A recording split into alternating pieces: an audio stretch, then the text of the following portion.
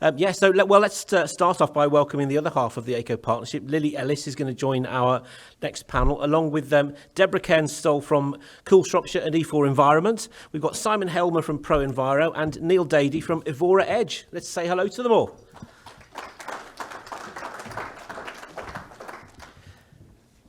Excellent. One microphone between two until we need to steal one for audience questions. That's basically how we'll work.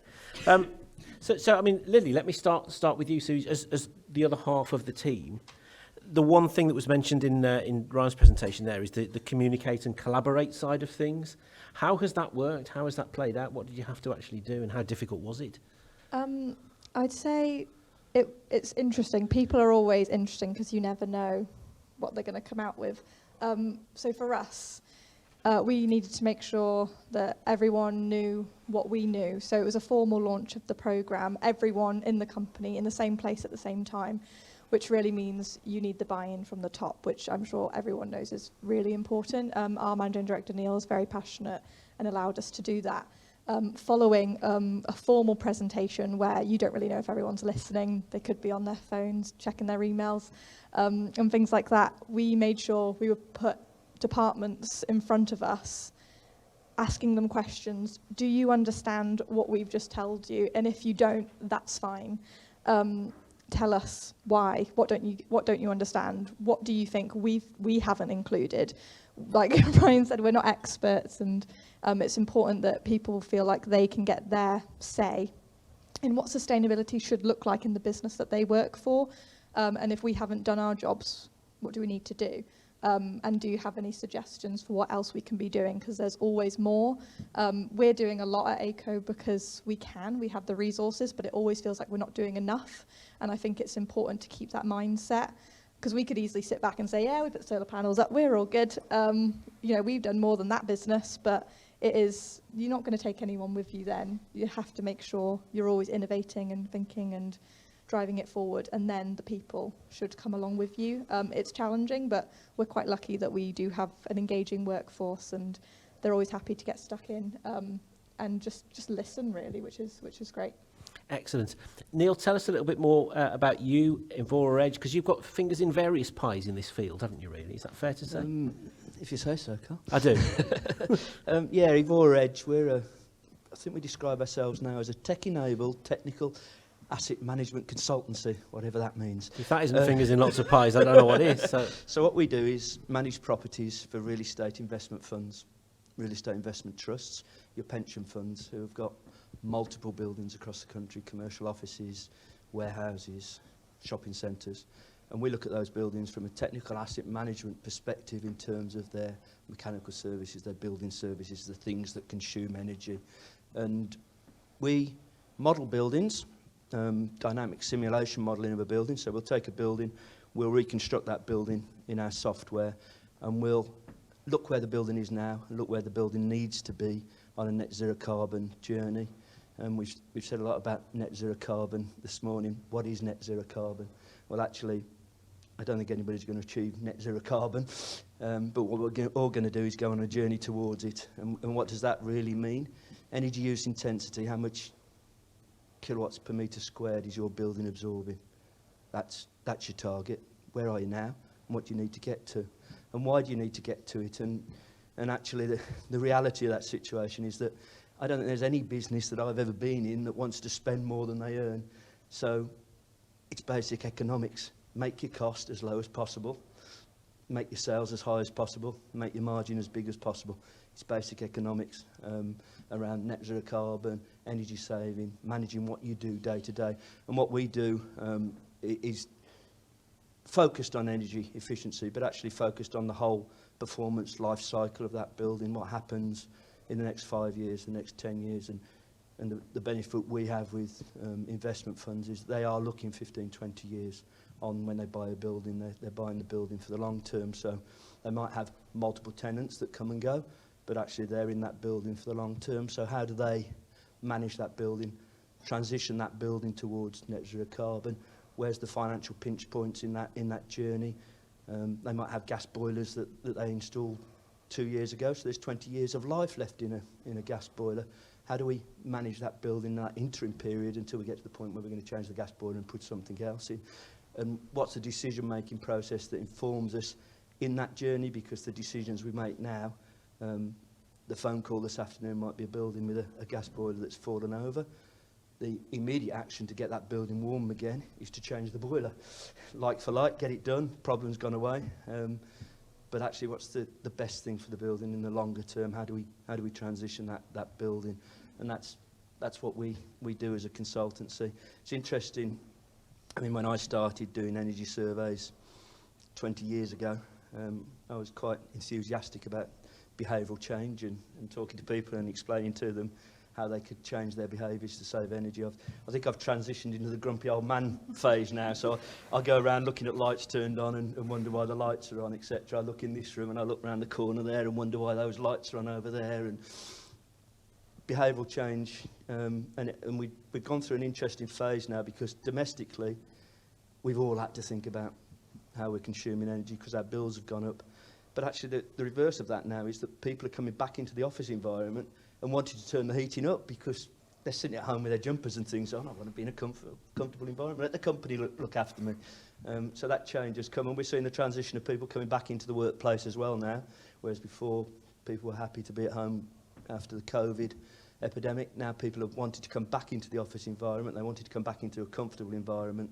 And we're seeing that transition and the behavioural change that we need to all build on. I used to say that I could save an office. I did work with Wrekin Housing Group. When I first went in there, I said I could save 20% on their energy cost on their head office building in Telford by behavioural change alone. And that was achieved over time. Now I would say that we could still go into a large commercial building and save 10% on energy costs just by behavioural change, just by getting people. You don't leave a tap running, don't leave the lights on. It's basic stuff.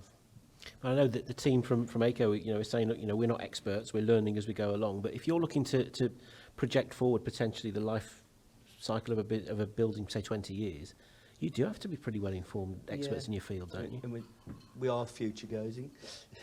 A lot of the time we are future gazing. And given how fast this sector's moving, that's tough. Massively quickly. Solar battery storage is I think the step change, almost the industrial revolution of our generation, or the younger generation, not my generation, but the younger generation. They will in what, 5 years time, battery storage will be taking people off grid. And it'll be a massive change to some. Deb, Kevin gave you the big build-up about half an hour ago, saying you've got to hear from Cool Shropshire. You've got to speak to Cool Shropshire. Tell us all about it. Thank you, and thanks, Kev. Cool Shropshire, I'm going to look across to Adrian here, and also Aico. Cool Shropshire is targeted at your small and micro businesses who really want to do something sustainable, but haven't got the technical expertise within the company. Shropshire has got thousands of small and micro businesses. They're just as keen as Aico to do something, but haven't necessarily got the resources or the expertise. So Cool Shropshire is a software platform that is free at the point of access. I repeat that, free at the point of access. Thank you, Shropshire Council, where businesses can go on, say a little bit about themselves, and so understand what the legal requirements that they have as a business are. It continually scares me how many businesses don't know what they should do with their waste, for example. But then the neat bit, I think, is that businesses can then go on and do some goal setting. So they say what they're doing now, they say what they want to do going forward, and this is around energy, reduce their energy consumption.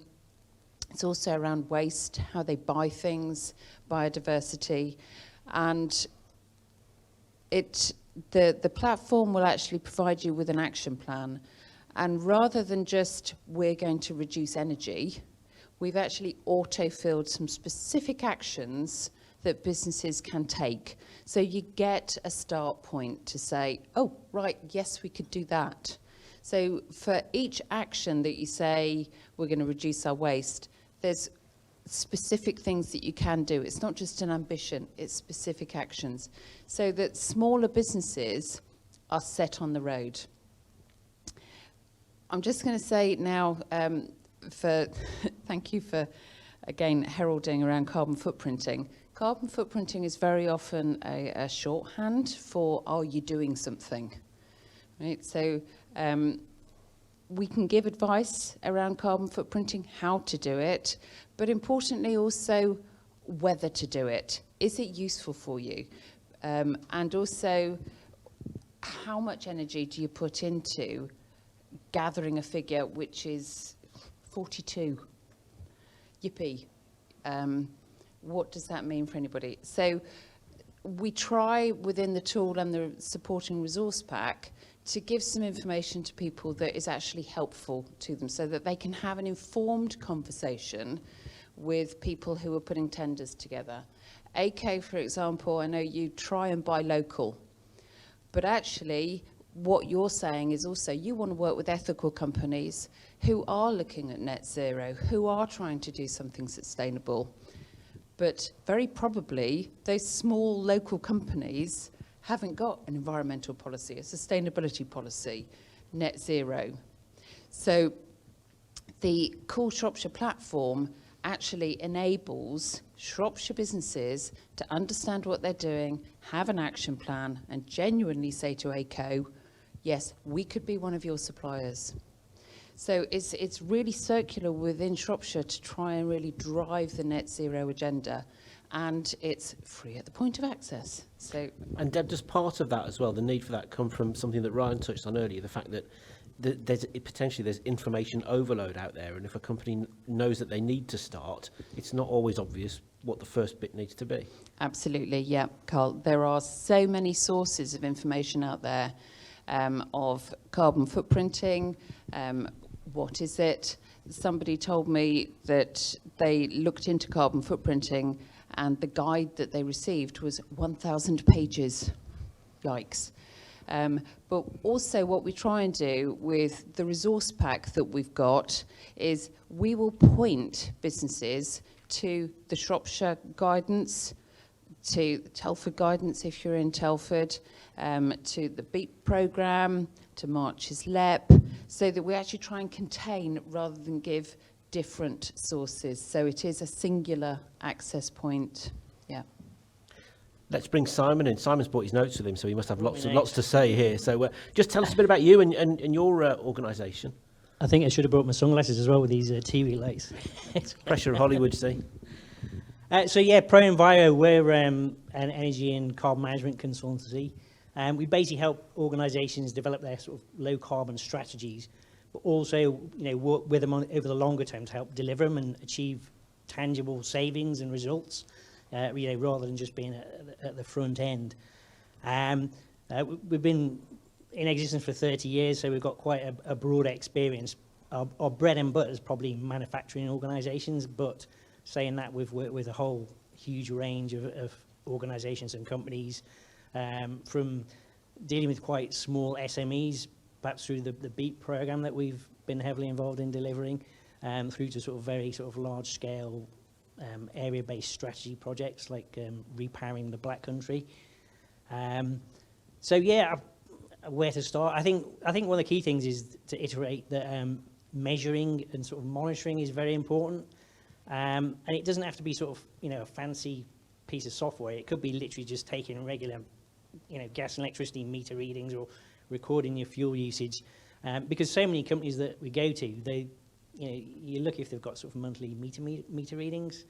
So for a resource you're actually paying for based on a quantity, it's kind of not good practice to not be measuring it. Sort of you wouldn't not record how many sort of tons of steel you've got in the yard for your your raw material quantities. So why would you do it for energy? So yeah, that kind of monitoring and measuring is a very important first step, because then you can actually, when you do put savings measures in place, you can actually see what it achieves. And also, you can compare it to some kind of useful metric. So like a business metric, perhaps turnover of the organisation, or number of widgets shipped, something that sort of relates to the business activity rather than just, I mean, it is good to record absolute values as well, but pick a metric that's actually sort of useful to the business. So when you say you work with businesses, how practically does it work? Is it the first thing, is it site visit? Is it Yes. Do you ask people, so, what are you trying to achieve here? What are your objectives? I mean, it varies for each client, but there's the first bit really is go in and understand what they're about and where they're using energy and where their sort of carbon emissions are lying. And then it's coming up with a plan of what they could do to, sort of to mitigate that and reduce that.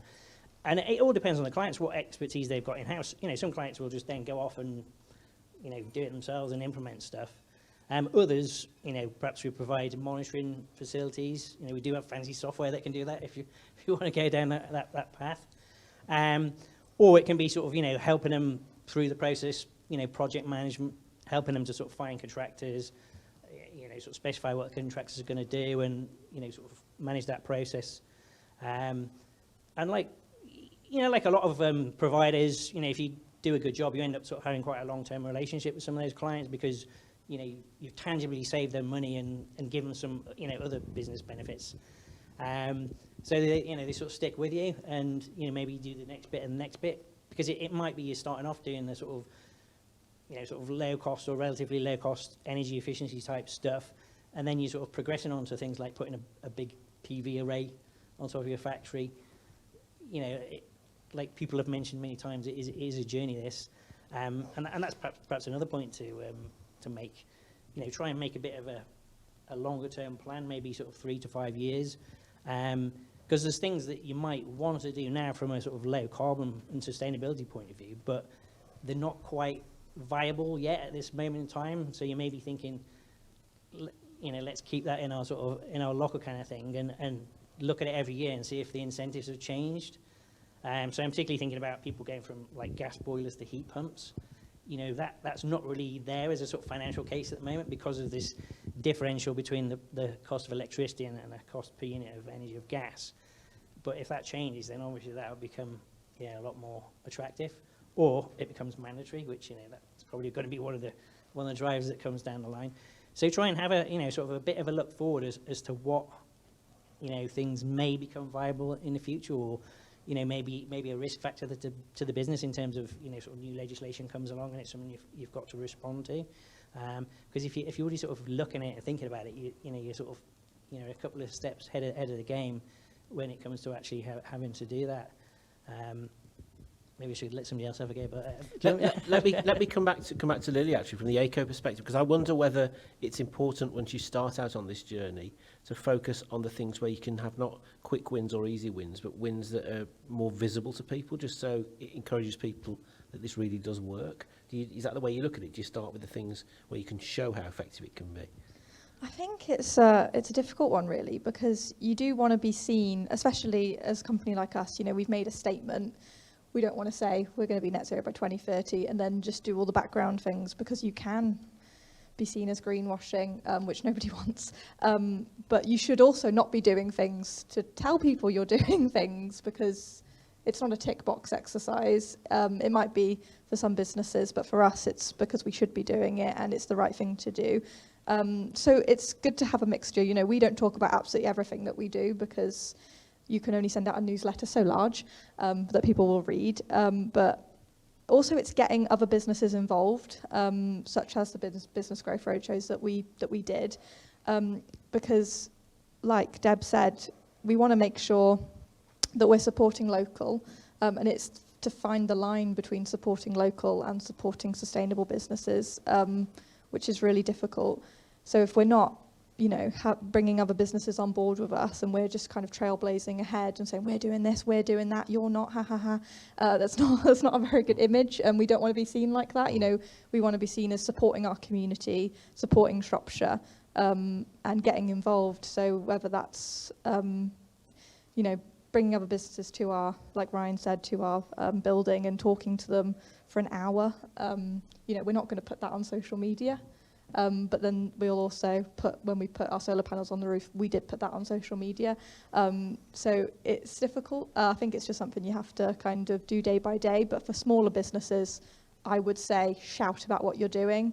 if you're investing and you're doing these projects and you're going out and planting trees, doing some volunteering, tell people about it, because you should be, and you should be recognised for this great work that you're doing, especially SMEs that, you know, are doing it because you think it's the right thing to do, not necessarily because you have the time or the money to do it, which is fantastic. And there are so many unsung heroes, I would say, in this field that go unnoticed. But also because some of the spin-off benefits, as we said earlier, is that Huge, you may yeah. well become an approved and recognised supplier for a larger company because they didn't realise that that was your policy in the first place.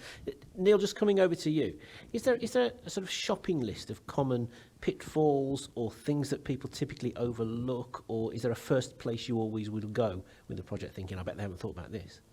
I think the short answer to that is no, and I think that SMEs sometimes are victims of the next best salesman that comes through the door. So whether it be the solar panel salesman, the heat pump salesman, whoever comes through the door and convinces you that that's a really good thing to do for your business, and you've got a bit of money and you want to do something. So there is that danger of not necessarily picking the right thing for the holistic benefit of your business or your property, but actually taking that next best salesman approach. So I think you do need to stand back. There is an awful lot of information out there. There's an awful lot of different ways in which you can go on your journey towards NZC and better management of your property. So I think you need to stand back. I would say talk to a consultant, but that would be me selling consultancy services. There are risks involved, as you mentioned there, picking the right size EV chargers, making sure your building is right. It's an easy thing to roll out LED panels across a building, but actually that does affect or potentially affect some of your switchgear within your building. So if you've got a large commercial property, there are risks around whatever you do as well as benefits. So you do need to think that whole process through. This isn't, behavioural change is the first thing. That's the first step, and then start to look for the small wins, the small gains. I really like what you've just said there about promoting what people do, because we also, recruitment's a challenge. Recruitment, retention of people. People actually do want to work in an environment where the company is doing things for the greater good, and that's really important. They don't want to work for a business where the profit's being taken out on fast cars and yachts and planes. They want to work for a company that's doing the greater good. I'll perhaps ask this question of the three of you, starting with you, Neil. Are there some myths that need busting in this area? Are there things that people misunderstand, or are there barriers that don't actually exist that people think, they're actually putting them off moving more quickly than perhaps they should do? I think there's a lot of complicated regulation or myths around regulation, feed-in tariffs, return on investments. I think there's a lot of cloud around that people struggle to see their way through, work their way through. If you're going to put a heat pump in, is it more efficient than a gas boiler? Is the upfront cost? What's the payback period? It all starts to become a little bit complicated for people to work their way through that. And how do people know which particular expert to ask about each one of these things? Indeed. Is another thing, isn't it? Indeed. So that it's that, not so much myths, but it's the blur of information that's out there, and finding the right advice. So certainly companies like Cool Shropshire that are dealing specifically with SMEs, it's really important that they're there to give that advice. Where are you, Deb, on this one in terms of potential misconceptions or myths that you need to bust? I think the main one has been busted, really, is that sustainability is premium priced. There is still some of that out there, that buying recycled goods actually costs you more, buying green energy costs you more. So being a sustainable company has a premium on it. Increasingly that is being broken now, by demand for people, for recycled products, etc. That the price, it's simple economic supply and demand. But also now people are recognising that there's a synergy. It's not a binary debate. It's a synergy between reducing your energy consumption and saving costs. So I think that big myth around being a sustainable company will cost me money. I think that one is the one that we are continually trying to break, but actually we're being helped by outside on that one as well. So Do a lot of businesses talk to you about, look, right, how quickly am I going to get a return on my investment then? Is that a big thing? and reasonably so, yes, and that depends on what action they want to take. And my starting point, I was talking to a colleague earlier, there's very little point in being green and broke when it comes to a company. So it's a really reasonable question to ask and really important one. And in the legislation, ESOS, they're talking about payback periods, etc. So there is a reasonableness in that. And I would always, in things that we're talking to companies about, actually have that in the back of my mind. You know, what's the payback and what's important to the company? Yeah. And Simon, do you think is one of the fallouts from the inflationary world that we live in at the moment, the fact that potentially you can get a return on investment more quickly than you maybe would have done a few years ago? Or is that too simplistic? Well, I always advise clients to be quite cautious around that, because they might be paying a really high price for, you know, gas or electricity now, but hopefully it's maybe not going to last more than a year, you know, because basically they're completely unsustainable, some of the prices that some businesses are paying. So I'm always sort of caution them, you know, you might get that kind of quick bite on the payback the first year or so, but then maybe take a more sort of historically typical price level to sort of look at the payback over the longer term, you know, because you don't want to, you know, expect to get payback in sort of, you know, 2 or 3 years, when actually in reality it's going to be, you know, that's more like 5. So take a view on what the kind of medium-term energy price is going to be, rather than just saying, oh, that's the price we're paying today, so the payback is, you know, that divided by the capital cost. That's a big one. I'm always sort of, because clearly people selling the kit are going to say, oh, you know, that's going to pay back in 2 years, and it you know, perhaps will if there's you know, pound per kilowatt hour electricity is you're going to be paying that for 2 years, but chances are, you know, a lot of businesses will fold if these high energy prices are sustained for, you know, much longer. I mean, it is a business killer. It's a very, very serious issue. So last question from me then, before we open the floor up to questions, and I'll ask it of all of you. Is there one particular main barrier which you think needs to be broken down to just start some dialogue to reach? Is there something that's stopping you reaching some of these businesses at the moment? Well, we're really, really busy working with these businesses, so we are reaching a lot of Share businesses. your top tips in that case, is what I'm saying. I mean, obviously the high energy prices really stimulated engagement with this issue, but it was already starting to happen before that, more from a sustainability point of view. People wanted to be more sustainable, so I would say that was sort of picking up in the last, you know, maybe sort of 3 years, and then it's sort of been given rocket boosters by the energy prices in the last, you know, sort of 12 to 18 months. So I don't know. I mean, a lot of the time it's people have got the day job to do.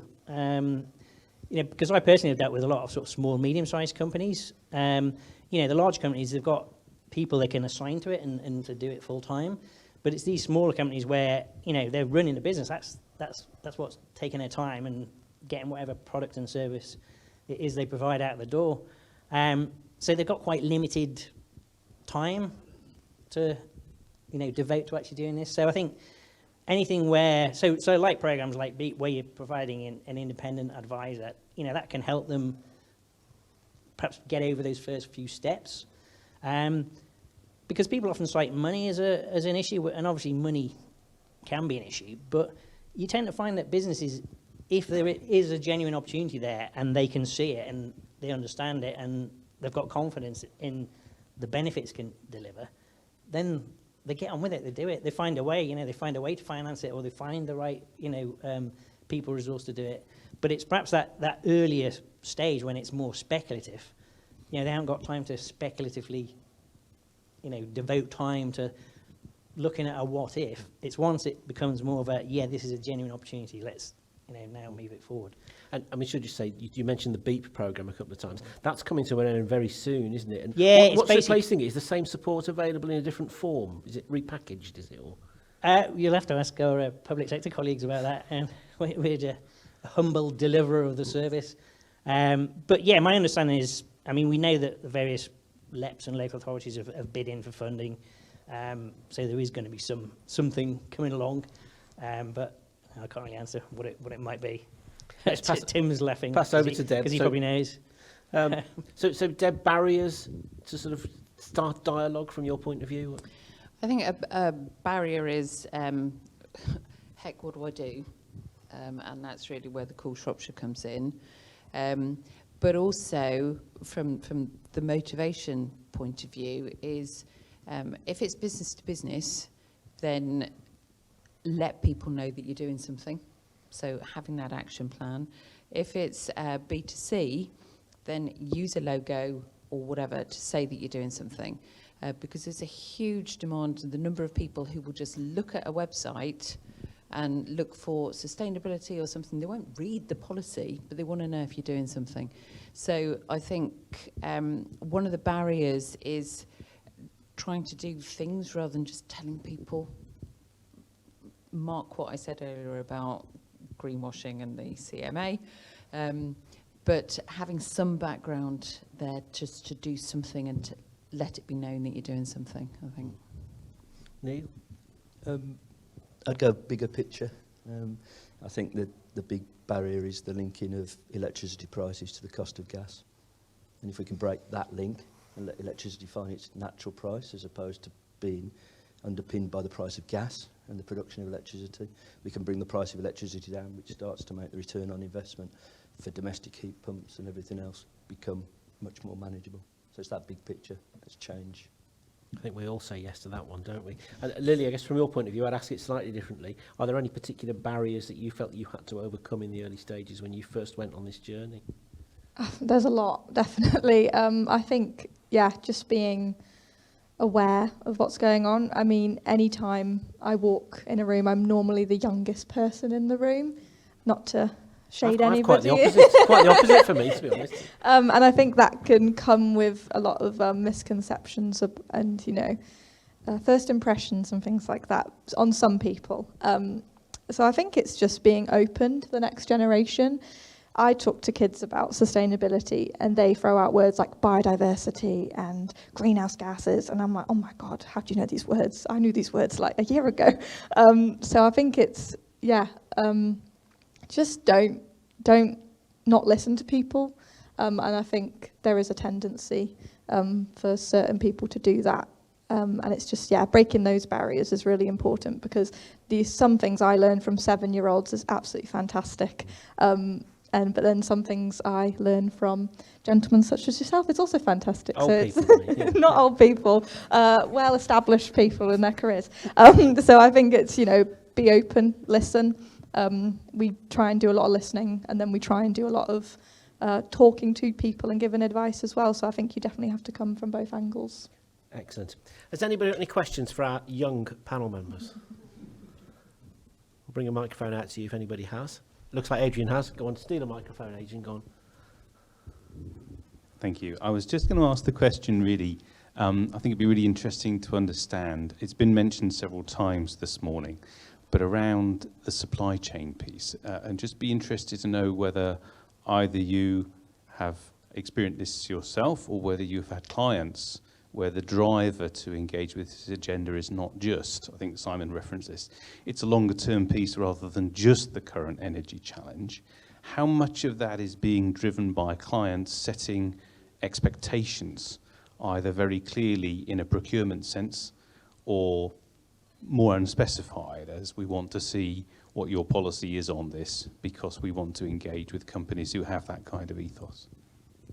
Adrian, I could probably take that at the investment fund level, commercial properties, office blocks, warehouses, shopping centres, as well as managing energy. They're also securing the value of the asset.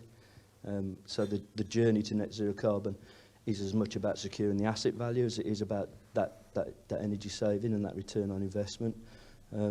So that's an important driver, but it's also an important driver that flows all the way through the chain, as it were. So tenants no longer want to come into an E-rated EPC building. They want to come into an A or a B-rated EPC building. And that's a driver because then they get more pounds per square metre lettable value out of that property, securing the asset value.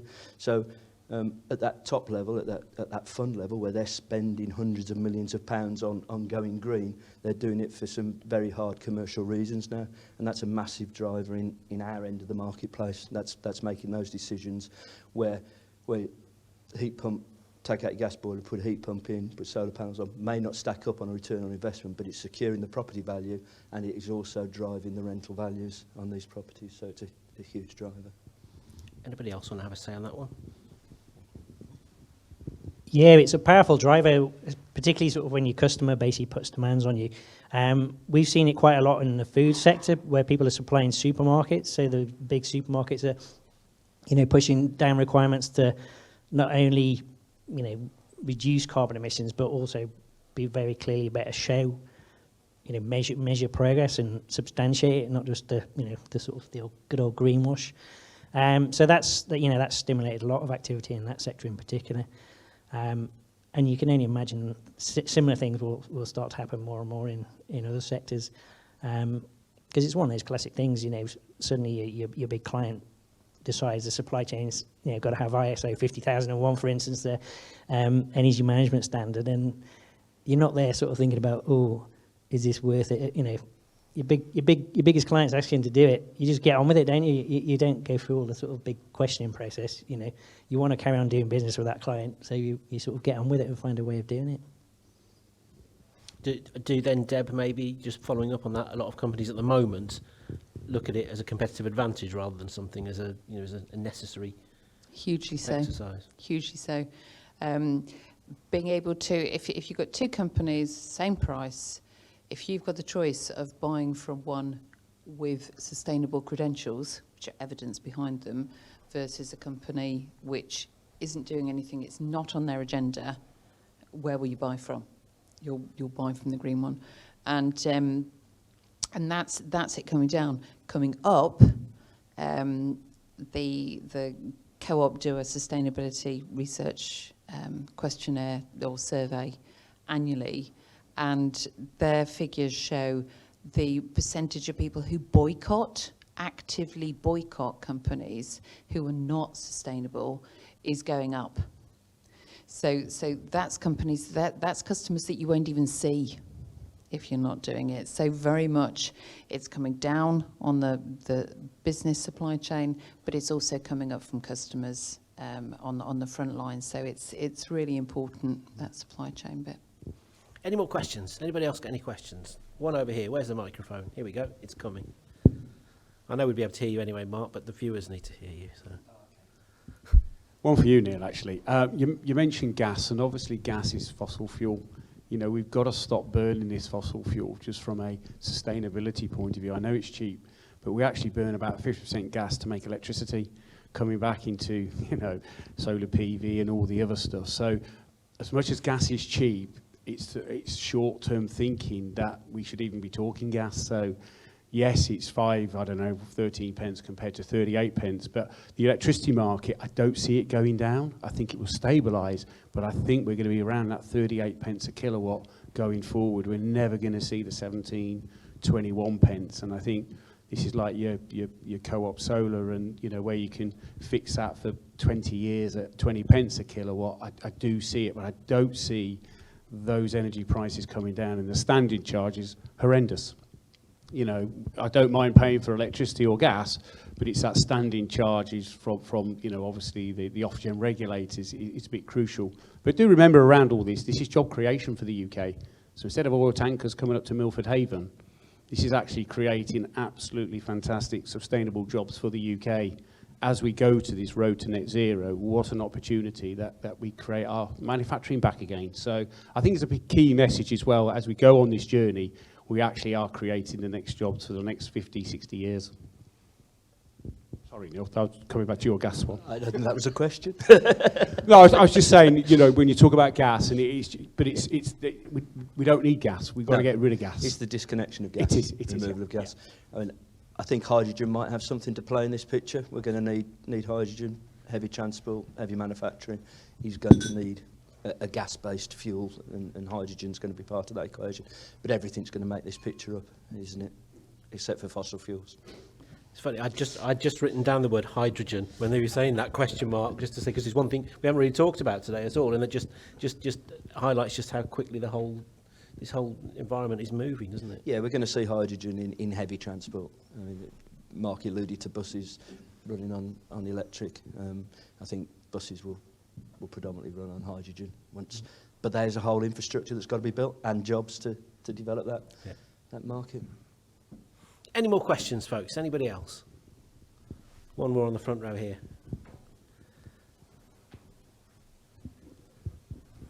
Hi. Sorry, hi, yeah. So I'm Tim Smith. I work for Shrewsbury Council. I work with Adrian, Matt and various others here. One of the things that I'm really excited about, and it touches on what Lily was saying, also touches on what Mark was saying, is around skills. I think that the workforce needs and the skills needs from what we're saying here today are really evident to us all. And I think that part of our role actually at the council is sort of linking up schools and the colleges and the universities where there are already excited, young people who think we really want to not just understand what we can do for the future, but actually we want to see a role for ourselves and an opportunity.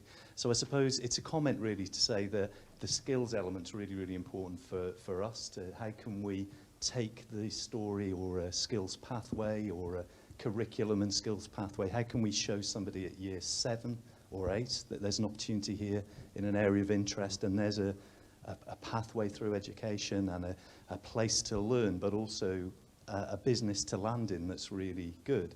Now what that does is it sort of changes how careers events and how information gets into schools, and quite frankly schools need that help. So I was just thinking from a collective point of view and a panel point of view, we've talked a lot about people from a consultancy point of view, people who are providers, people who support businesses, but how can we do more with schools, local schools? What could AICO do as an example in your area to connect more and support those schools with those messages? So that's just a thought. I mean, how could we work collectively on that? What's your views? Lily, you spend, as part of your community remit, you spend quite a lot of time in schools, talking to people at schools, don't you? Yeah, so we do a lot with schools, a lot on careers in general, but now going into the role of sustainability more from an internal role, obviously, like myself and Ryan has. I'm doing a level 4 apprenticeship in corporate responsibility and sustainability, which I haven't mentioned, but I talk about that with students because it's the only entry level way now, and it's only existed for 12-ish months, to get into sustainability within, and consultants are also doing this qualification in a bit of a different way, and I think there's about 114 of us in the country because it's still fairly new. This didn't exist before. It didn't exist when I started my role. I found it and was like, I'll absolutely do that. So it is making sure students are aware about these things. We've been talking about apprenticeships for so long. They still hold a stigma. So it's still, working against that. But then also just making children passionate about these things. They learn about it in school and it's not scaring them, not using fear-mongering tactics, but we invite them to our premises and we give them a tour, and just like we would if an adult came, and we get them to do environmental projects and redesign our product. How would you make it sustainable? What packaging are you going to use? And then they'll present it at the end of the day. And I'm talking Key Stage 2 and 3, and they love it. They love it, and I think it's just if more businesses can do things like that, and then also go to their careers fairs and just talk about their role. Because kids have no idea what they want to do when they're older, so why not tell them this is something to do, and it's really interesting. And we're always trying to get other businesses to support education in that way. The Marches Careers Hub, great people. I'm an enterprise advisor myself, so working with schools a lot, and they want these things, they're asking for them, but they don't know the businesses who will provide it. Because, like we said, time is such, it's really difficult for businesses to do sustainability, let alone talk to kids about it, and then go to careers fairs and invite kids to their offices. So, yeah, it's just step by step. But, yeah, if anybody wants to ever get involved with careers and sustainability, let me know. But it's part of the government's agenda, this as well, at the moment, isn't it? Through things like the local skills improvement plans and things like that, to try and create a closer link partnership between education and business. And Deb, this is part of it, isn't it? Very much so. When we're Some of it is people don't know what they don't know, so they don't know what questions to ask. So we're actually working with a college at the moment to develop, it's 3 modules around anaerobic digestion and the use of that as an energy and a fertilizer and cost savings, etc. Because a lot of people, and that's for students, but also for the agricultural community. So that is, older farmers, etc. To try and upskill, but upskill from an understanding perspective at the start, to then go on and actually learn the detail of it, about the generation of what sort of energy are we after, gas to grid, electricity, etc. So some of it is understanding what people don't know, to what questions are they asking in schools if they don't even know about what AD and even more acronyms, DESIR and HACCP and any more of those. So yeah. I think, like most people, the biggest restriction to our growth as a business is recruitment. We can't get the people to deliver the work, and that restricts our growth. I'm a big advocate of apprenticeships. I came off of the tools. I started as a refrigeration engineer and worked my way through to consultancy. I think there's a bit of a myth in the consultancy world that you need a degree to be a consultant. I think the apprenticeship route should be strengthened. I think it's the quickest way to get people to be into the workplace and be useful in the workplace, is the apprenticeship route. Simon, have the last word for us on this one then. I think anything that kind of improves the engagement between education more broadly, not just schools, but also further education in universities, is a good thing, because, I think historically people have been coming out of the various education points not necessarily with the skills that businesses actually want. Apart from reading, writing and doing sums, which the education sector taught me up to degree level, everything useful I learned other than that is basically I've learned in work, doing job. So it'd be great if people could learn that stuff a bit sooner. I'm particularly thinking about sort of problem solving around, thinking around issues and working stuff out. People being innovative, because people are really innovative if you kind of set them along that path. And I think the other thing about people having the right skills, I think if you give greater certainty about how many of these technologies we need to deliver over a certain sort of time frame, businesses can have more confidence to sort of invest the time and potentially money and engagement with various institutions that might provide the skilled people. They can do that knowing they've got confidence that, say we're going to deliver X number of heat pumps per year, and that's definitely going to happen, and this is how it's going to happen. Then people are innovative and they find a way of doing it. But at the moment, we're in a situation where we know there's this massive job we've got to do over the next several decades, but it's not sort of planned out in a sort of timetable. So it's like we know we're going to need these skills, but we're not quite sure exactly when. And so you can't really invest the money and the effort to sort of train people up, getting all ready to deliver a certain type of technology, and then there's a gap of 2 years before it actually starts being delivered because the right pricing structures around energy aren't there, or the right incentives aren't there, or I think certainty and planning stuff out is a great empowerer, because then people will find a way to do it. People are innovative. They will come up with the goods, but if they don't think it's definitely going to happen, they're going to sit on their hands. So, absolutely. Time for one more question. If anybody else has got one to finish us off. I think we've probably reached the natural conclusion, haven't we? Well, can we say a big thanks to our second panel then? To Deb, to Lily, to Simon and to Neil. I'm going to have a comfy chair instead.